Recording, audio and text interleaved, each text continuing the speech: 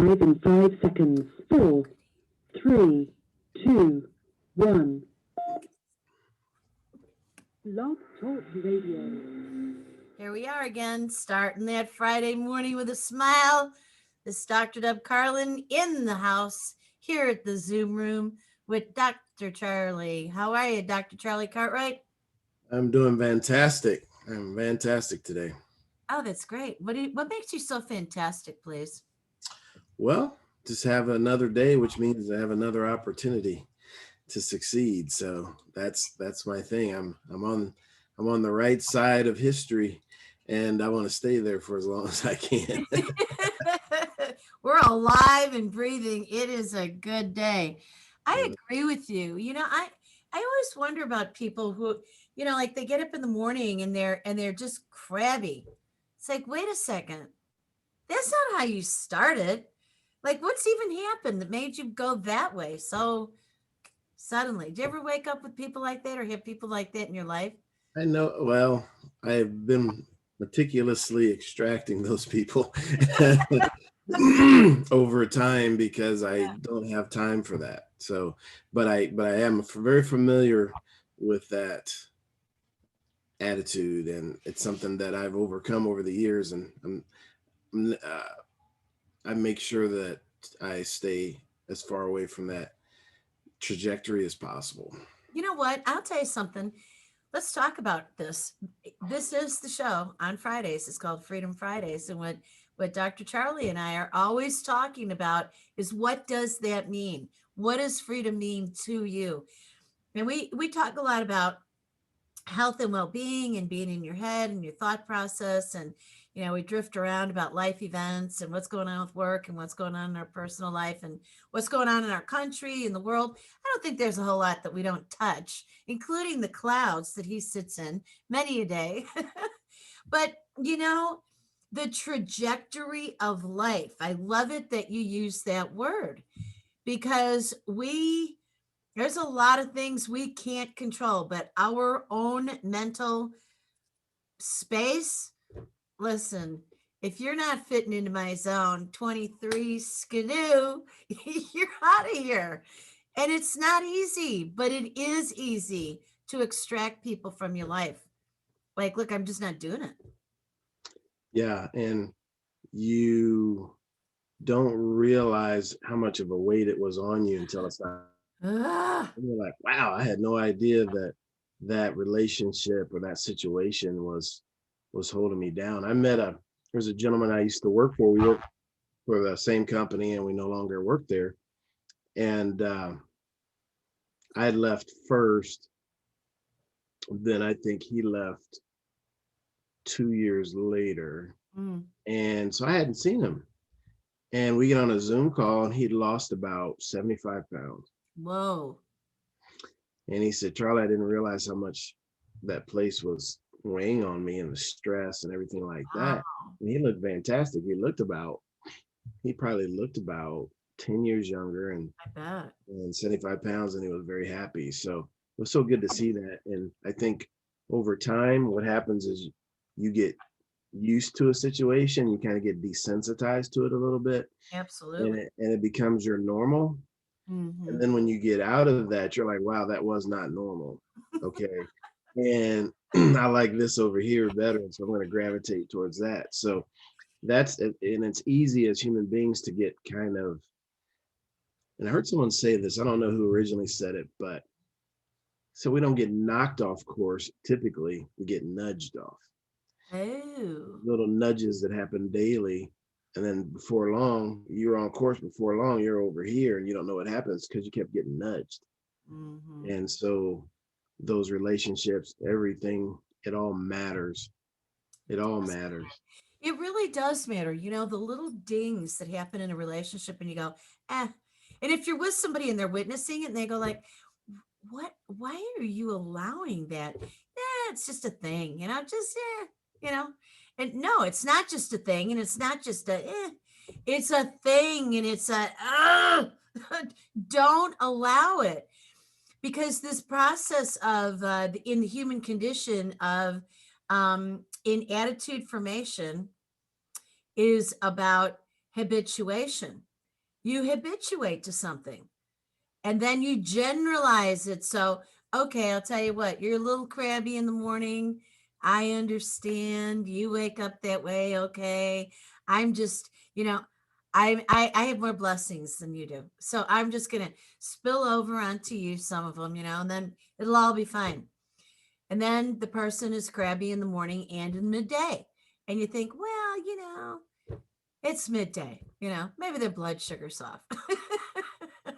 And we start to habituate to making up a story for others when in truth, what we ought to do is say, you know what? I really put some energy forth into the frame of mind that I live within. And you're bad neighbor. Yeah, Right? it's really, it's just so important because I don't want anyone to think that you can't make a mistake. It's Right. not that, No, it's not. it's not that. However, there is an attitude, okay, a way of treating others, and I have a standard there, and there's treatment I won't accept from anyone. I'm not going to accept that. I don't care who you are, what your title, our relationship.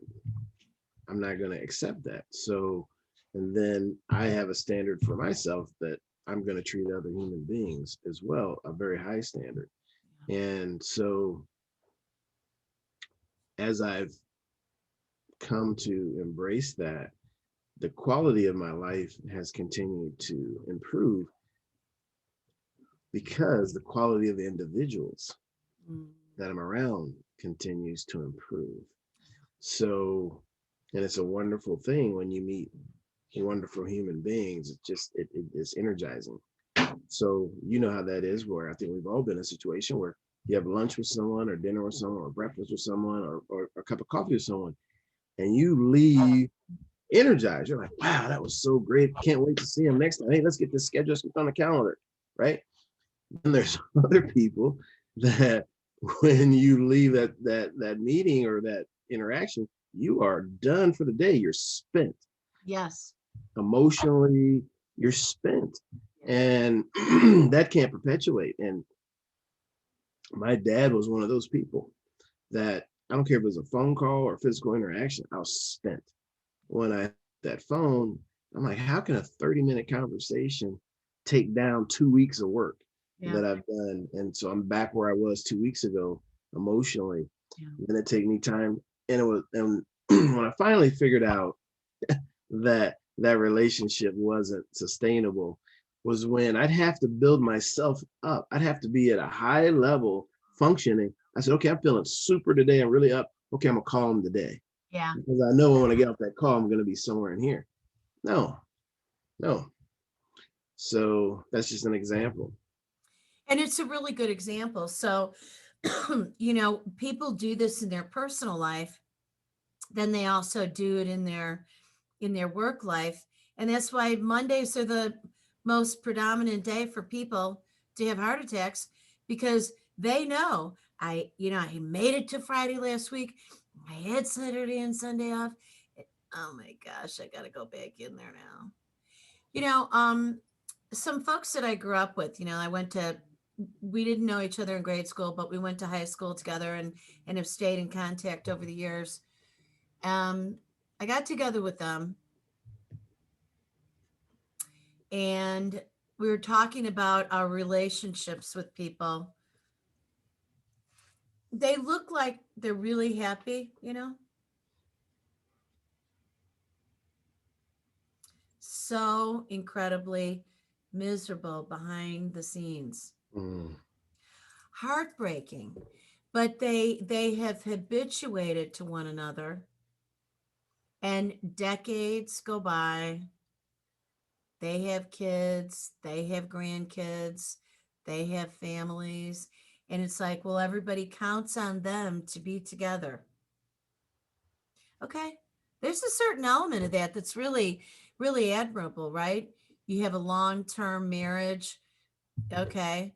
But dear Lord in heaven, if you have spent your this life miserable with somebody who is awful for whatever the reason is. Hey, geez. And yeah, I don't know that you get the gold star. Yeah, I don't think so. And there's many reasons for that. And one of the reasons is this: what are you modeling in your relationship to your offspring? You're not modeling healthy relationship at all. So then it's very, very difficult for them then to go out Yeah. and have a healthy relationship, right? Because what have they grown up with? They haven't seen it, has not been modeled for them. So people lament about the divorce rate in, yeah, I can't speak for the world, but in the United States, people lament that how high it is. However, if you look at the history, there's been all of this poor modeling of relationships Yeah. for decades, Yeah. maybe even centuries. And now, guess what? The bills do. And we're seeing it because people are free. Like, hey, I'm not gonna do this. It doesn't make any sense anymore, right? And so I had a friend of mine say this to me one day. We were talking about this issue of relationships and its impact on the children in the home. Yeah. She said, Charlie, some things are taught, other things are caught. I remember you saying this last week. Absolutely. They That's do. right. And They, children learn what they live. You can say whatever you want, but if you're sitting there and you're having the experience, you're having the experience. You can't refute your feelings in the middle of an experience, right? so true. And there's so many things that my dad taught me that were incorrect Yeah. verbally. Okay, these teachings, and I find out later, this guy had no clue what he's talking about, set me up to fail. But there was much more in his behaviors that I observed over years, and then somehow that became a part of my operating system, which is horrible. Mm. And so then you go about undoing that or overriding those negative programs, Yeah, and right. it takes time. And for me, it's been started, and I started this journey 25 years ago, believe it or not, that I understood that I had a problem.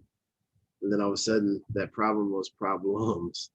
And just stemming from the way I was raised and the things I was taught that were not correct and were not great examples. And so,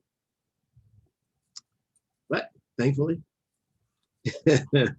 Lee, made some progress.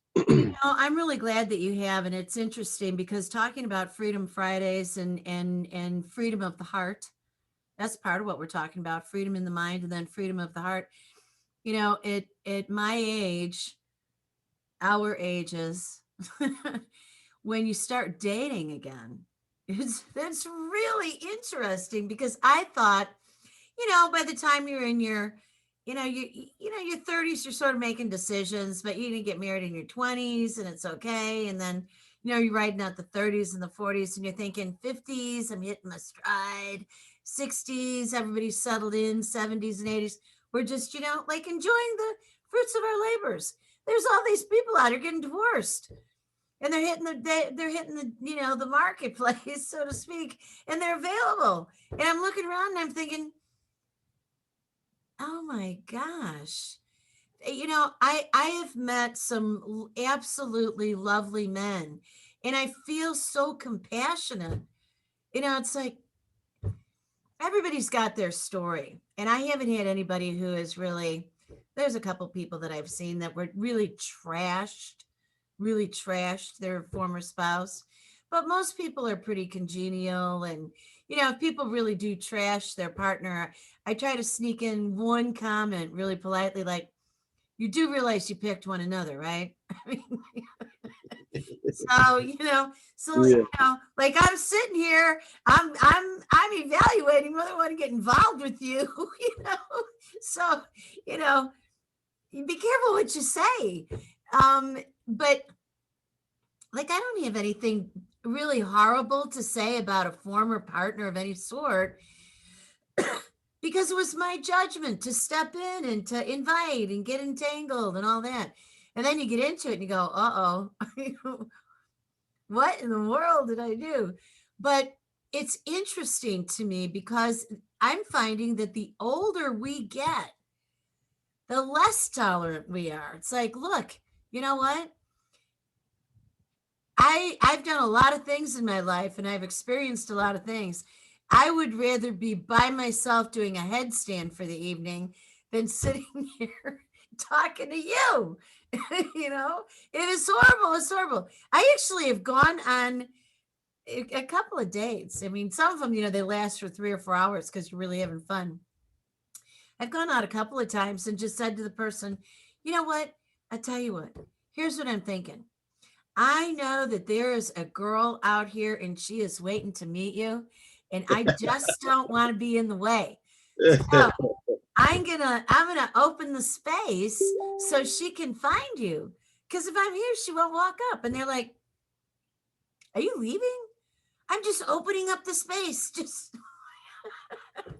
it'll be good. Trust me, it'll be so much better with me not sitting here.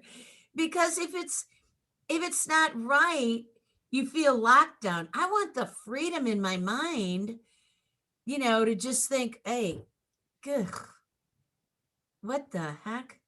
And then go on. And I don't think enough people think enough of themselves and often enough to be able to do that. And I'm not talking about ever being cruel, or being overly judgmental, but it's either a match or it's not. And if it's not, what are you doing? So true. So true. And it's the same with friends. If you're out with friends and somebody is just ridiculous. Yeah.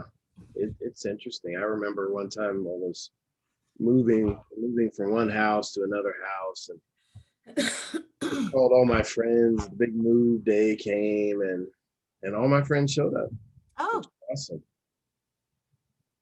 And that day it was so interesting to observe that a lot of my friends didn't know one another, and then they became friends yeah. as a result of that move date.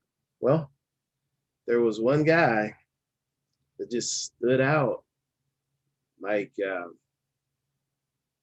sore thumb, Oh, or just really didn't fit. And he's making, like, there was a group of there's like a high school cross country team that jogged by, female, yeah. and he like made some comments. We're moving, and I was like, did he just what? Yeah. Right. And then I'm thinking, like, how did this? And it just stood, and his attitude, the things he was saying, was so far afield from everyone else. And I was like, how did this guy get on my couch? How How did did you this get on guy your get couch? through all the layers? And then Yeah. in fact, it was someone that worked for me, that I was trying to help out, right, over years, Yeah. and now here we are, and I'm like, you can't. And then there's my daughters over here. No, you can't. It's You not can't. acceptable. So I That's remember right. calling that guy one day and saying just this, I don't know how you got on my couch, but it's done. It's over, and you need to take a look in the mirror and make some adjustments. And hopefully this is a wake up call, or maybe not. But I don't people that behave the way you do can't be in my inner circle. I'm sorry. Well, we need to do that because otherwise, let's go back to the theme of our show, which is about freedom. Your freedom gets pinched. I mean, because if you were standing there just during the time that crew of female runners go by, you weren't free to do anything other than just be a gasp.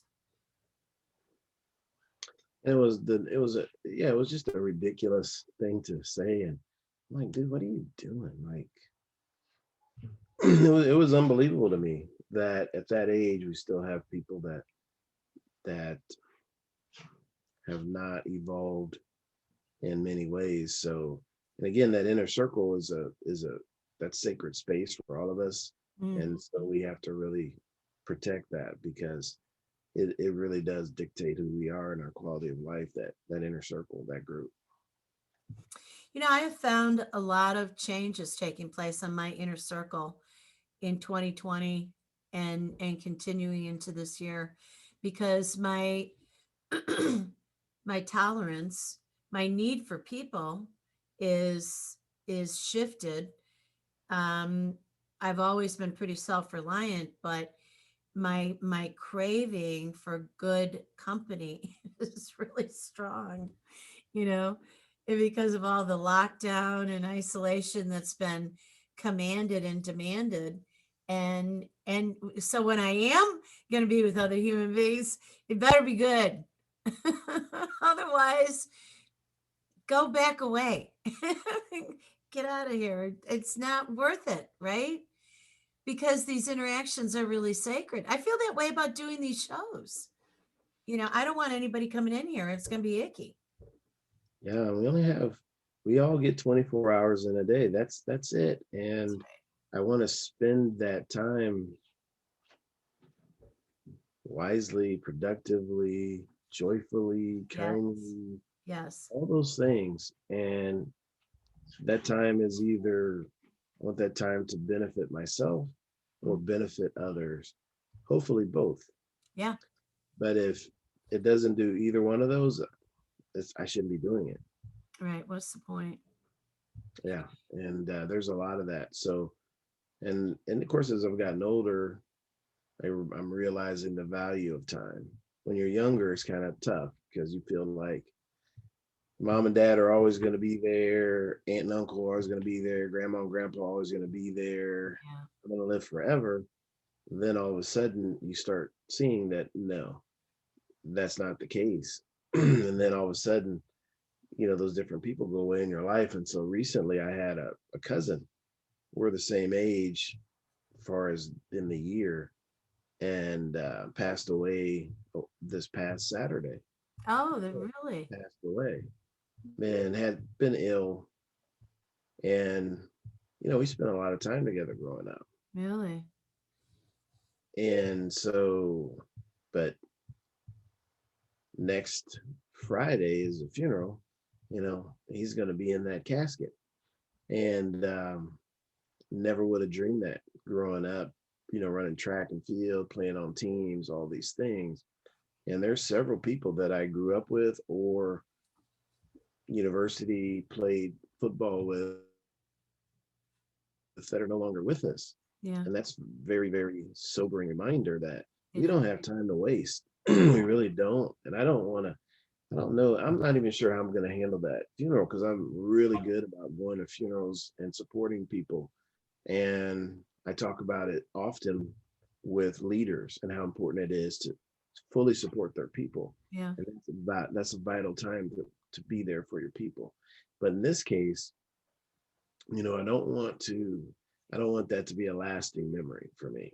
My memories of him are all the things we used to do and things like that. I don't want that memory of this person laying in this casket to be my final memory. I don't want that. So I might show up early and be there in the lobby. Yeah. Greet the family and then skedaddle. That's probably what I'm going to do. I don't understand. That's one of the things I don't understand in our culture. Yeah. That I don't agree with is this viewing of the body. What's the purpose of that? You want me to tell you? Yeah, if you know, but yeah. I just don't agree with it. I'm like, okay. So anyway, go ahead.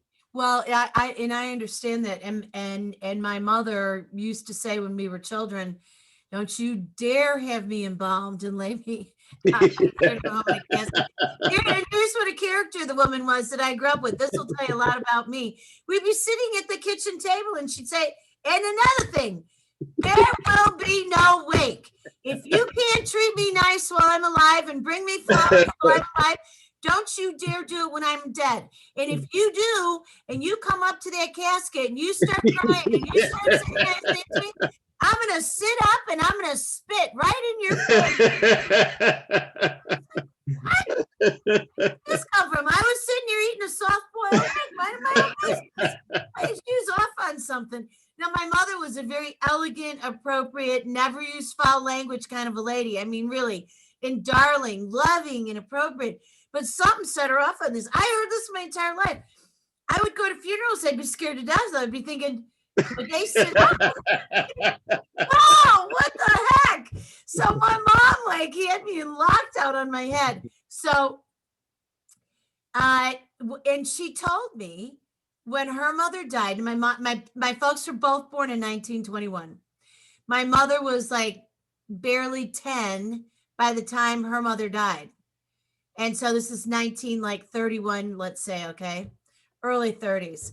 And what they used to do, at least in Chicago, where she was born and raised, and in the Polish community, Polish Austrian community, and in the Catholic faith, you know, funeral homes were a different kind of a deal.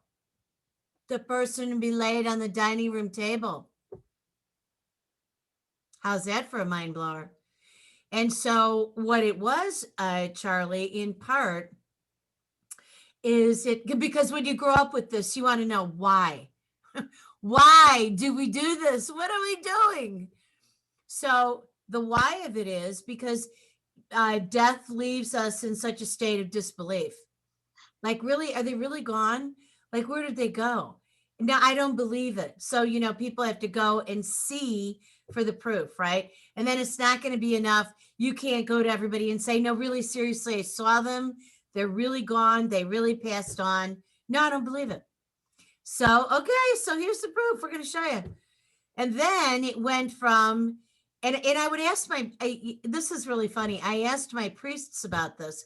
When, because I'm sitting in the church, you know, it's like, what's with all the flowers? Why do we bring flowers? Why do we send flowers at a funeral? Why do we?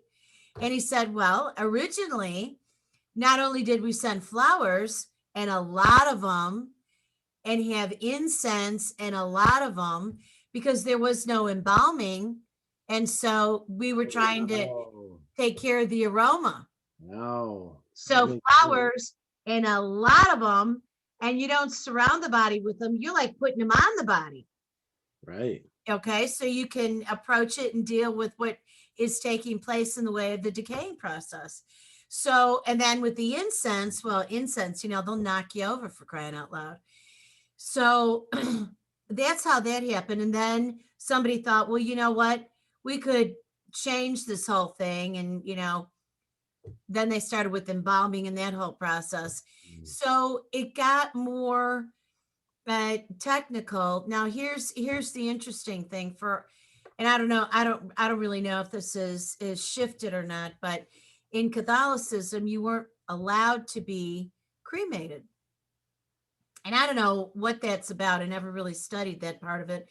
But when my dad passed away, he had hepatitis C. Now, this was a little more than 20 years ago. And so when you pass with something that is contagious, nobody can handle the body. To do any kind of a funeral process, you have to be cremated. So my mother, here's my mother again. She's adorable. Well, if your father has to be cremated, then that's what we're going to do with me because I want to be with him. Okay, Mom. You know, his ashes will be here and your ashes will be there, but we'll be in the same form. It's important. Okay. I just loved her. I mean, she was a really, really, really bright woman. I mean, amazingly insightful. And she had no idea until I made it so clear to her in her later years how freaking hilarious she was. And she would say these things and come up with these things. So both of my parents were cremated. And quite frankly, it made things so much easier. You know? Yeah. Yeah. But that's why they do it. Yeah, that's great information because I did not know. It's a somber subject, but I think it's an important one. We're talking about relationships and having the right people around us. The right people show up at these times of need. Yes. Right. And this is one of the big principles because a lot of times when I work with leaders and the ones that truly want to understand how to connect to their people, you have the day-to-day interactions. Those are small, but these large moments show up on occasion. Yeah. And that's where you can make significant connection with the people, significant impact.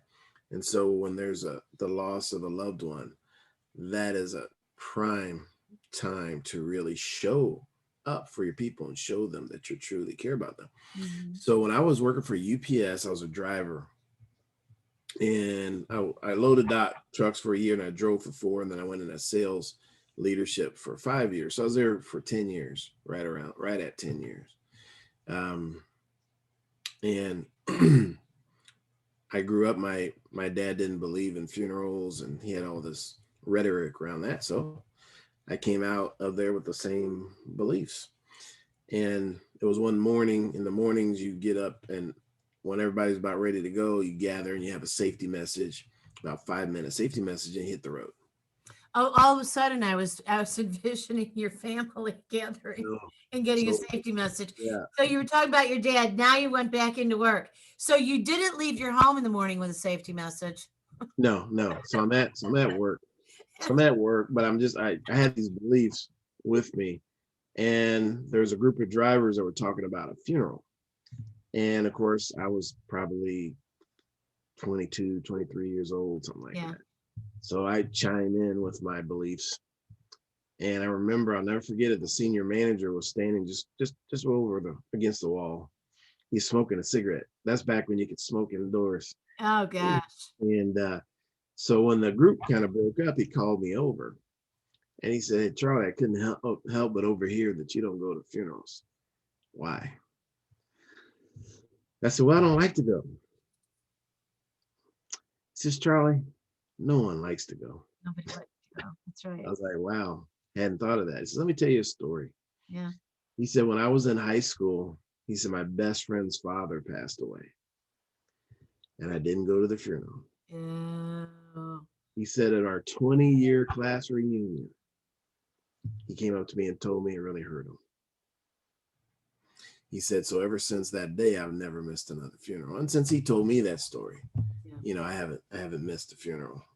So it's so important to find the time and find it in our heart, because it's so meaningful to people that you are there.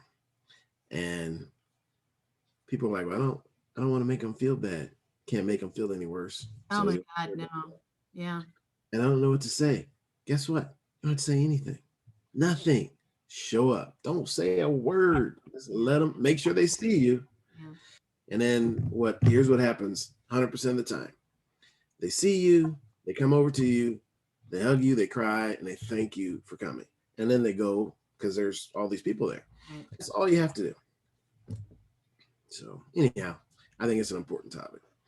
Well, it is, and I'm hearing as you're talking that you are going to be there at the funeral of this cousin, because you know how significant it is for the people who are there. Exactly. His family, his children are going to remember who was there Yeah. and who wasn't. Bottom Well, line. the most significant funerals that I've been at include my mom and dad. And, it was a sea of people. What I knew was I was unglued. It was just, so enormous. And, I was more glued together, even though I was closer to my dad. I was much more glued together when he passed away, because I had to be for my mom, because it was disrespectful in my mind for me to take it harder than what my mom was. The attention and the compassion needed to be for her and on her. But when she died, it was like, oh my gosh. I never thought I would stop crying. Did I ever tell you that I started swimming again after my mom passed away? No. Because friends of mine had said, come on, Deb, my mom passed away in April, and they were like, come on, come swim with us. So it was June, actually, before I actually went out. I was just unbelievably overwrought. And what I found was, when you're swimming, it's the only time that you can really get away with crying, because no one can tell. Wow. Wow. That's deep. It really is. And that's That reminds me of a Charlie Chaplin quote. really. Yeah, he said that's why he liked to walk in the rain. So I would swim, swim, swim, and I had to take the goggles off. I couldn't swim with goggles anymore because they would fill up with my tears. And the only way I was kind of outed about that was one of my friends who swam the lane next to me. I was standing on the side of the pool and I took my goggles off and she looked at me and she was just about to say, put your goggles back on. And she saw my face. And I mean, I was sobbing, and she just didn't say a word, but I knew that she knew.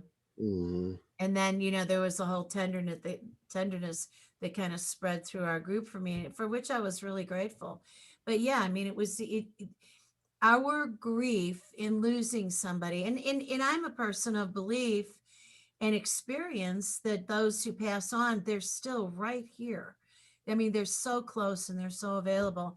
If you allow it and invite them in, you can have that experience. And if you need it to stay away, it stays away. And I don't care if it's a mind game or not. What else is there in life than your mind, right? Mm-hmm. Your mind and your spirit, really. And so that whole reality, talk about Freedom Fridays, was a freedom for me to come back into life. And it's huge. No doubt. Yeah. Because people say things like, death is so final. Not exactly. Yeah. Not It's true. quite. Yeah, it's so important to really fully embrace our life that we have right now, and we'll get to the other side when we get there. But right now, it's time to be fully alive, and that's probably one of the greatest compliments I've ever received. Was just yesterday Yeah. morning. I met I've got a. It's so neat that there's a saying that when the student's ready, the teacher will appear. Yeah. I love that saying.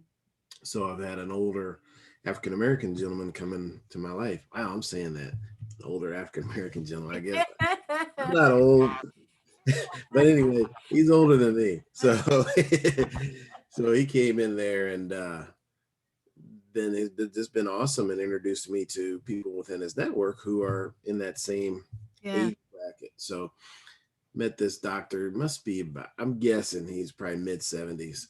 Yeah. And he's asked me questions. And we just had a great conversation. Yeah. And at the end of breakfast, I said, well, hey, it's just thanks for coming and spending your time. And it's a pleasure to meet you. And he looked at me for a little while. Yeah. And this guy, super accomplished. He'd been like a fighter pilot in the Air Force. Don't you love that? Oh, I do. And then, Yeah. served the country and then came back and practicing physician and all these things. And now he's in his mid 70s. And the reason why I was meeting with him is because he's involved in the community as far as trying to help underserved parts of the community. But he looked at me and he said, it's wonderful to meet someone so full of life. Oh, I love I've that. never had anyone say that to me. And I thought, wow, that's such a great compliment. But that's what I think we all strive to. Hey, let's maximize this space and place and time we have right now. Maximize it for ourselves and maximize it for others. And I love that. I think that's that's one of the keys to life. It's huge. This is interesting. We're going to do something a little bit different with our show here today. Somehow, we've only got a couple minutes left on Blog Talk Radio. However, we have time, as much time as we want, so we can go the full hour on the Zoom, which will be uploaded onto Facebook, to YouTube. So here's what I'm going to tell our audience, which is here on Blog Talk Radio. Thank you for dialing in and listening to Charlie and I. But when we cut off in about 2 minutes, those of you who are going to be watching our video are going to get a bonus of another 10 or 15 minutes that we're in here. And I'm not sure how that happened because I thought I reserved the studio time for an hour. It must have, I must have punched it at 45 minutes instead of an hour because they do it in 15-minute increments. After, yeah, I guess you can do a 15-minute show. I've done those. I've done 15-minute shows. It is interesting because when people of different ages enter our life, but that was a formula that my mom and dad taught me. Always have people your own age, and then you have some younger people and you have older people and have that mix because people are going to come and go. I was like, what do you mean people are going to come and go? I kept thinking everybody was just going to stay. 90 seconds. All right, I'm going to close this part out. Friends, stay tuned or come over to the YouTube channel, which is at Partners in Excellence Media. And it's called The Show of the Influencer. So Dr. Charlie and I are going to stay here, but I'm gonna say toodaloo to you here on Blog Talk Radio. Thank you for using Blog Talk Radio. Well, Goodbye, 60 seconds. yes. All right. So she's gone. But here we are. We're still here on the Zoom call. It's too precious to not finish this out because the topic really is about the ultimate of freeing, right? What is it that we're so engaged in life? We're talking about the passing of life and how we manage that and the introduction of other life into our life, right? I'm really grateful for the people that I have in my life that are here because I want them here. There are people who I have as a part of my life and they're a necessity. It's some sort of a business arrangement. And some of them are not nice. I don't like the feeling I get anytime I have to interact with them. But, there are certain people who are fixtures in your world, right? So true. Yeah.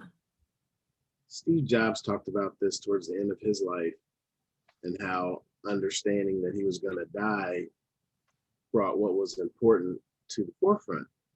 And he said if there was too many days in a row where he didn't want to do what he had planned to do, yeah, it was time to make a change. And I've always remembered that. And I noticed something recently. what? There was one person in particular that when I saw my phone ring and their name came up, I didn't want to pick up.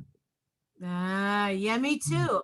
You know what I mean? So I'm like, that's a really strong indicator that there's negativity surrounding that relationship. And I'm like, you know what? They need to go on with their life and I need to go on with mine. Yeah. And that's things that have taken place over the last few years have elicited that response in me. I see the number and I'm like, right? No, I do know. Yeah. So because there are people, and don't you notice? I mean, we've all had so much to deal with in this last year plus that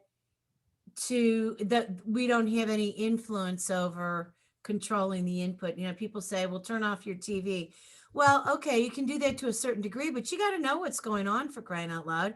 You can't totally disregard what's coming in on the news. You can control what channel you listen to or surf the channels, but we need to know. We need to know if it's safe out there. There's warnings and all that kind of thing. I don't really need the weather because I can figure out the weather myself. We've been at it for a while, right? I always think it's funny when people say, we got to watch the weather. Haven't you learned about the weather? But you're like twice as old or 3 times as old as that weather person. And they're wrong most of the time. They've got the equipment. We've got the equipment. I can wake up in the morning and tell you all kinds of things about the weather, depending on how my body feels, right? Anyway, we've had so much that has been delivered to us, so many influences that have been negative this last year, that to allow them in when we have control over it, anything that is a negative influence, why? Absolutely, why? Why would we do that? mm-hmm. And I think, I don't know, I'd like to hear what your experience has been. Has it been more so for you that you're cleansing since 2020 with all this? So, that friend of mine that told me about what's taught and what's caught Yeah. also advised me that, hey, at least once a year, take a look at your inner circle and make sure that it's congruent with your Yeah. goal and where you're going. So I do that from time to time. If I have some unexpected free time from time to time, I'll do that. However, 2020 has been was eye-opening for me in that space that it was such a critical time. It was such a stressful time and all Yeah. these things. So I really paid attention to how people behave because it reveals people can keep a certain persona, but when they get under pressure and stress, you see who they are at the core. And so I was surprised actually at some of the things that I witnessed. And I'm grateful for it because I don't want to contribute part of my life or give of my time, my resources to people that don't really appreciate it. I want to make sure that time and energy is directed to people that appreciate it, and that's it. So, Yeah. so I had made some significant adjustments and continue to in 2021, and all those adjustments are positive. And again, like you said, it frees up space. It does. So you think about this new mentor coming into my life. There was space for him to come in, Yeah, there you go. right? And so, and it does create space. And so I'm just so grateful for those lessons to know that it is helpful and it's important. And I think it's a lesson for other people too, the other person, Yes. and what they choose to do with it. Because if they really valued your relationship and now it's gone, they're going to have to look in the mirror and say, "Wow, my behavior made it so that relationship wasn't sustainable." So I think that's really important lesson to pass on too. Because people ask you why, you can tell them why. Here's all the reasons. I'll spell it out to you, and you need to take a look at those things, and it's up to you. I have I have learned a couple of things about what it means to me to be a good friend to another person beyond what I had been thinking about. And then I've also thought about what it means for somebody to be a good friend to me. It's interesting. People can say things that they're just spewing out their mouth and not thinking about what they're saying. And then people say something like, well, I was just speaking the truth. Actually, you were speaking your perception. And sometimes your perception inside of your head is something that is good inside of your head. Nobody else needs to hear it. And I don't typically say that to people. I just think to myself, okay, duly noted, not interested in getting more of those. And if there's an opportunity to say something and have it be delivered in a manner that is devoid of any sort of negative, I don't want to make somebody or inspire or prompt somebody feeling bad about themselves, right? But man, people say some nasty things. No doubt. Isn't it amazing? It's like, how in the world can people say some of the things that they say? And it's amazing that those are the things that get remembered, right? Yes. You can punch somebody in the stomach, Yeah. but those verbal punches, people remember those for the rest of their life a lot of times. And so our words are so powerful, and it's so important that we choose those well and make sure that we don't hurl those daggers at people, because they're very hurtful, very harmful. Back to my parents, my mother would say, be careful what you say, because it's just like in the comic strips when there's that little bubble that has got the little tail on it that indicates here's what the person said. This is very wise. It's kind of like how people's memories operate. So every time, when if you say something that's really unkind or unloving or unfair to somebody, they'll look at you and they'll see it right there next to your head or some semblance of that. And it's true. Very true. Yeah, Yeah. I was just listening to a book this morning that talked about that. And he's talking about the law of attraction and all these things. And he said, what you say about other people are going to be said about you. And Right. it's just because of this law of reciprocity and all these things. And so it's so true. And like you said, if you're in a group and you make a negative comment about a person, they're looking at you like, Which right? for? And so it's just it's just interesting, this life we have. I think that that's very well stated. It is interesting, this life we have. And so, our theme here, when you put all of it together, Blog Talk Radio is a place for us to be timeless because what it is that we record here gets packaged by Blog Talk Radio. It remains here on Blog Talk Radio, and then it gets distributed to thousands of outlets. I take this, upload it in, it's not recorded on Zoom so people can see it visual and upload it onto YouTube where it sits on YouTube. So here on Blog Talk Radio, it started out as the K factor, where K equals kindness and the factors are all the things that lead to it. That's a nice thought. All the things that lead to all the factors that go into kindness. It's good people, good conversation, good thoughts, good feelings, description of actions, and longevity of the program, and people witnessing the relationship between all of us that are co-hosts. And then on Zoom and putting it up into YouTube, it's about the influencers and about Partners in Excellence Media, because it became clear to me during 2020 I wanted to be a news outlet, but the news is about you. The news is about what do you need as the people? Well, you need to feel good about yourself and know about well-being and relationships, and putting a theme to every day is somehow refreshing and kind of freeing. Monday moods and Tuesday talks and Wednesday wins and thankful Thursday and freedom Friday, sensuous Saturdays, get into your body and experience everything visually, auditorily, olfactory, tactile, taste, gustatory. Feel it and love it. Be into life, especially this last 14 months, something like that. And Sunday, soulful, Mm-hmm. a call for soulfulness. Not that we're not there every day, but how about we really dedicate it? Yeah, it's amazing. It is amazing.